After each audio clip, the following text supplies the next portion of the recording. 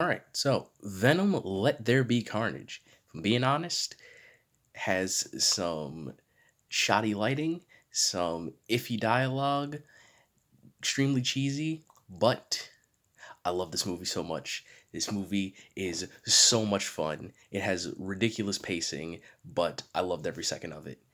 I will very much watch this movie again. Where to start? The relationship between Venom and Eddie Brock, they definitely played more on that aspect in this movie. It was definitely more ridiculous than in the first movie, but I tended to enjoy this way more than I did the first movie because it felt like everyone on set was having a blast filming this movie. Every actor, regardless of how cheesy it was, felt like they were having a good time, and you can definitely tell that watching the movie, which was extremely enjoyable. Uh, Despite it being a little bit dark, the action was actually pretty good. I usually don't like big CGI monster fights. I prefer more practical action. That's just me, but it was pretty fun. The final fight between Carnage and Venom was a lot more unique than the fight between Riot and Venom in the first movie. They had a lot more to deal with in this movie than just two CGI blobs running at each other constantly, which worked out pretty well, I think.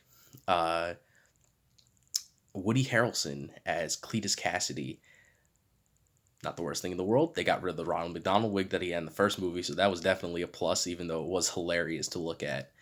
Uh, Carnage actually surprised me because in the trailers, they don't depict something about Carnage that isn't talked on. But I did end up really liking it. Carnage was very fun to see on screen. I keep saying fun a lot because that's pretty much what sums up this movie. Other than being fun, it's not that great. Um,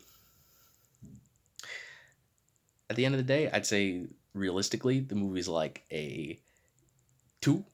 But if you're just looking for a fun time, just turn your brain off and geek out over a bunch of nerdy things like cheesy movie references and comic references and seeing Venom on screen, having a great time, then I definitely recommend checking out this movie. That being said, I'm going to get into some spoilers right now, so if you don't want to hear that, I'd advise not watching the rest of this. So, into spoiler territory. Carnage actually is sentient in the movie. I wasn't expecting that because they didn't depict that in any of the trailers. It was just Cletus Cassidy by himself. I thought that he was going to be different than Venom, that he was just going to be somebody who's in complete control of the symbiote, that they weren't going to have a unified mind of two different entities merged into one. But no, he did, which was strange. But I loved him. He's probably my favorite character in the movie.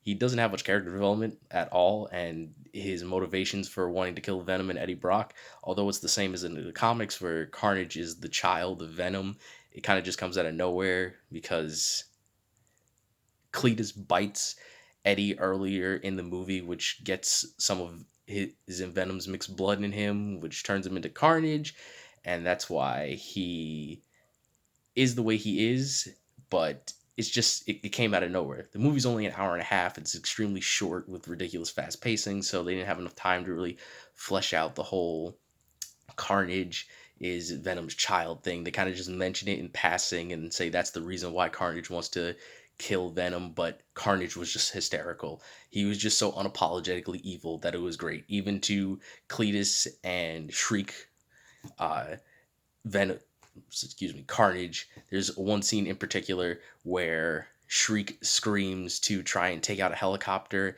and Carnage gets pissed off, and he's like, "If she screams again, I'm gonna bite her head off," which I laughed so hard at. It was very funny.